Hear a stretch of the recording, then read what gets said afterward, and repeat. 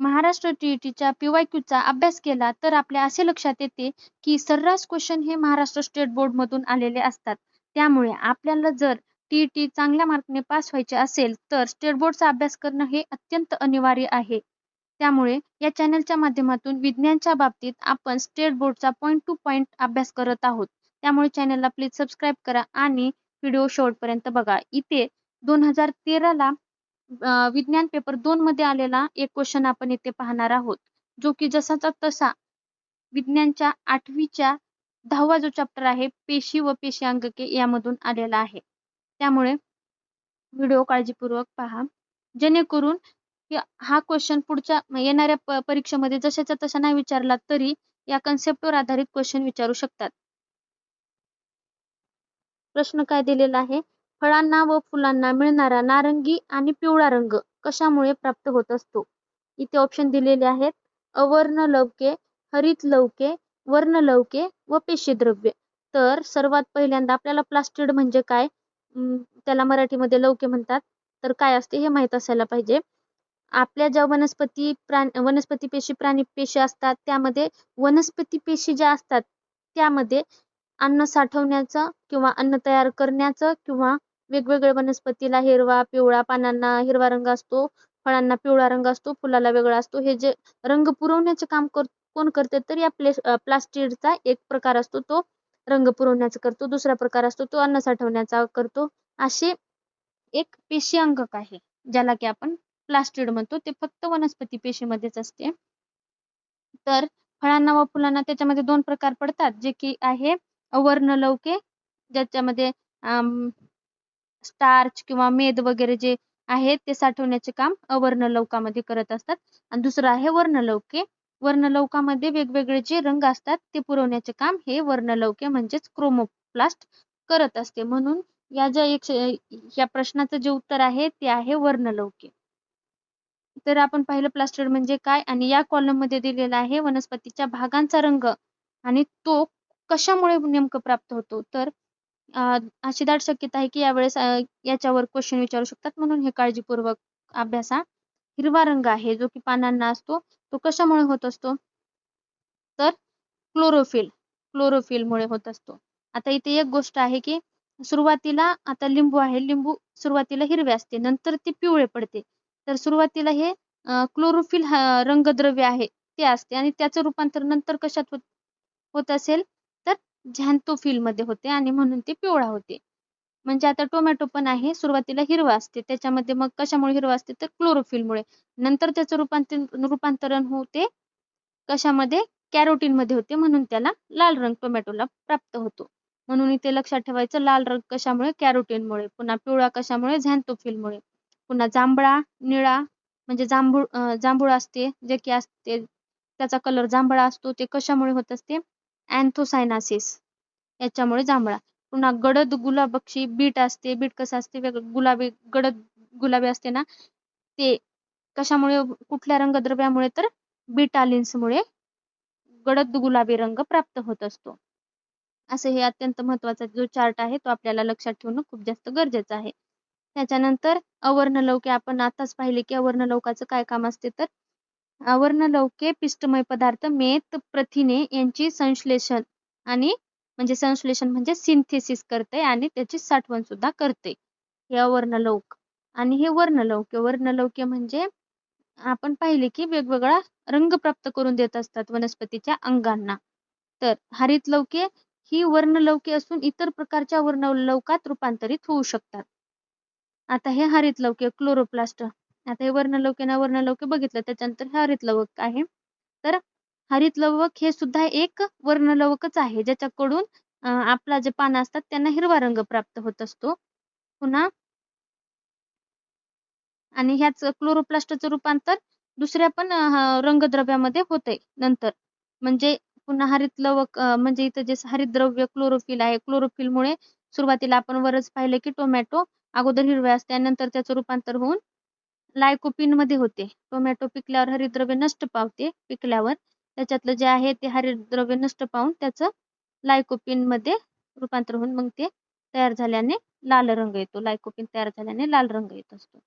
त्याच्यानंतर हरितलवक म्हणजे क्लोरोप्लास्ट. वनस्पतींच्या पानात चालणाऱ्या प्रकाश संश्लेषण प्रक्रियेसाठी हरितलवके फार महत्त्वाचे असतात. आपल्याला माहित आहे की वनस्पती सूर्यापासून एनर्जी घेते, पुन्हा वॉटरचा वगैरे मदत घेते आणि प्रकाश संश्लेषण म्हणजे फोटोसिंथेसिस ही क्रिया करते आणि अन्न तयार करते. म्हणून वनस्पती हे स्वयंपोषी आहे, स्वतःचं अन्न स्वतः तयार करतात. हरितलवके इथे सांगितलं हरितलवके सौर ऊर्जेचे रासायनिक ऊर्जेमध्ये रूपांतर करते. हरितलवकाच्या पिटिकेमध्ये इथं जे आहे हरितलवकाची डायग्राम दिलेली आहे.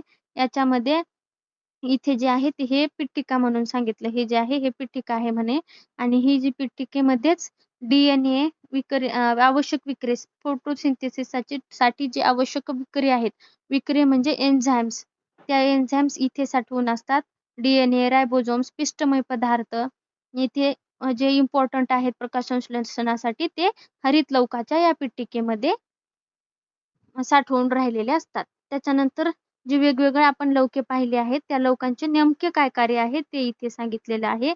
तर हरितलवके सौर ऊर्जा शोषून हे जे क्लोरोप्लास्ट आहे ती सौर ऊर्जा शोषून तिचे रासायनिक ऊर्जेमध्ये रूपांतर करते.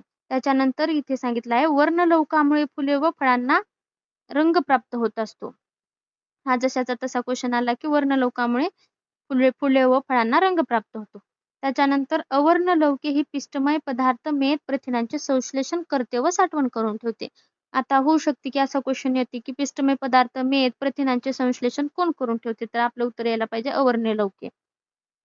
2013 मध्ये आलेलाच दुसरा एक क्वेश्चन आहे जो की स्टेट बोर्ड मधून जशाच तसा आलेला आहे तो आपण इथे पाहणार आहोत.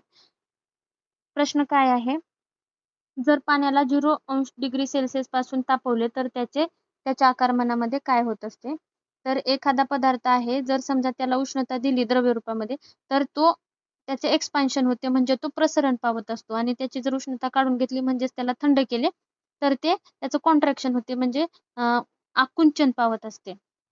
तर पाणी हे त्याला अपवाद आहे. पाण्यामध्ये असंगत वर्तन दाखवत असते. पाण्यामध्ये काय होते, जर समजा बर्फ आहे 0°C मग आपण त्याला उष्णता द्यायला सुरुवात केली तर त्याचं साहजिक आहे की त्याचं द्रव्यात रूपांतर होत असताना प्रसरण व्हायला पाहिजे, तर तसं न होता 4°C पर्यंत त्याचं आकुंचनच होत असते आणि 4°C पुढे जायला लागले की मग प्रसरण होत असते. हे याचं पाण्याचं असंगत वर्तन म्हणून ओळखलं जातं. त्याच्यामुळे पाणी हे त्या गोष्टीसाठी अपवाद आहे आणि त्याच्यावरच क्वेश्चन आला आहे की 0°C पासून जे तापमान पाण्याला जर तापवलं तर त्याच्या आकारमानामध्ये काय होते, तर ऑप्शन क्रमांक 2 जो आहे 4°C पर्यंत आकुंचन म्हणजे कमी कमी होत राहते पाण्याचं आकारमान, त्याच्यानंतर प्रसरण होत राहते नॉर्मल द्रव्याप्रमाणे असं इथे सांगितलं आहे.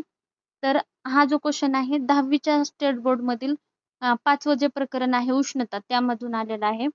तर सर्वसाधारणपणे द्रव मर्यादित तापमानापर्यंत तापवल्यास त्याचे प्रसरण होत असते, थंड केल्यास त्याचे आकुंचन होत असते. द्रव्य जे आहे मर्यादित तापमानापर्यंत तापवलं की त्याचं प्रसरणच होत असते. म्हणजे मेन आहे वॅक्स आहे जे आपण कॅन्डल बनवत असतो त्याला जर तापवायला गेलो तर त्याचं प्रसरण होत असते, पण नंतर आपण त्याला थंड केल्यावर त्याचं आकुंचन होते. हे नॉर्मल द्रवाचं झालं, पण पाणी असंगत वर्तन दाखवते आणि आपण 0° स्थायी रूपामध्ये 0°C ला आहे एखादं पाणी, मग त्याला आपण उष्णता द्यायला लागली तर 4°C पर्यंत पाणी कमी कमी होत राहते, आकुंचन होत राहते आणि त्याच्यानंतर 4°C पुढे प्रसरण दाखवायला सुरुवात करते पाणी. हे त्याचं असंगत वर्तन आहे. परंतु पाणी वैशिष्ट्यपूर्ण अपवादात्मक आचरण दाखवते. 0°C तापमानाचे पाणी तापवले असता 4°C तापमान होईपर्यंत त्याचे प्रसरणाऐवजी आकुंचन होत राहते आणि 4°C ला पाण्याचे आकारमान सर्वात कमी राहते. 4°C ला पाण्याचे आकारमान कसे राहते, सर्वात कमी, आणि 4°C पुढे तापमान वाढवल्यास पाण्याचे आकारमान वाढते. 0°C ते 4°C या तापमानादरम्यान असणाऱ्या पाण्याच्या आचरणास पाण्याचे असंगत वर्तन म्हणतात. तर इथे पाण्याचे असंगत वर्तन आपण पाहिलेले आहे. आज आपण या व्हिडिओमध्ये 2 क्वेश्चन पाहिले आहेत एकदम डीप विश्लेषणासहित. तर असेच PYQs आणि महत्त्वपूर्ण इम्पॉर्टंट क्वेश्चन पुन्हा स्टेट बोर्डचं विश्लेषण आणि पूर्ण 6वी पासून ते 10वी पर्यंत स्टेट बोर्डचे चॅप्टर वाईज पूर्ण रिव्हिजन आपण या व्हिडिओ सिरीजच्या माध्यमातून पाहत आहोत.